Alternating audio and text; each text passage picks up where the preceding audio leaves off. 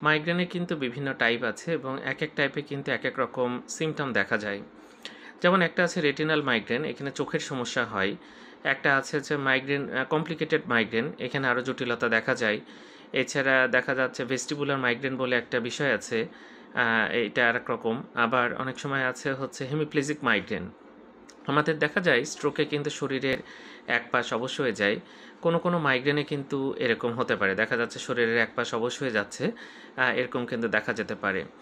আবার স্ট্যাটাস মাইগ্রেনোসাস বলে একটা বিষয় আছে, সেখানে কিন্তু মাইগ্রেনটার ব্যথা সাধারণত 3 দিন থাকে, 72 ঘন্টা পর্যন্ত। এখানে দেখা যাচ্ছে তার থেকে বেশি সময় ধরে মাইগ্রেনের ব্যথা থাকছে।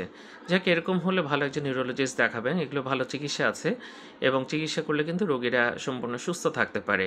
কিন্তু মাইগ্রেনের টাইপ নির্ণয় করাটা জরুরি। যদিও চিকিৎসার বিভিন্ন রকম বিষয় আছে, কিন্তু মাইগ্রেন কোন ধরনের সেটা জানাটা কিন্তু অবশ্যই জরুরি। এবং স্ট্যাটাস মাইগ্রেনোসাস কিন্তু একটা ইমার্জেন্সি, এটা চিকিৎসা ভালো একজন নিউরোলজিস্টের আন্ডারই হওয়া উচিত। ধন্যবাদ সবাইকে।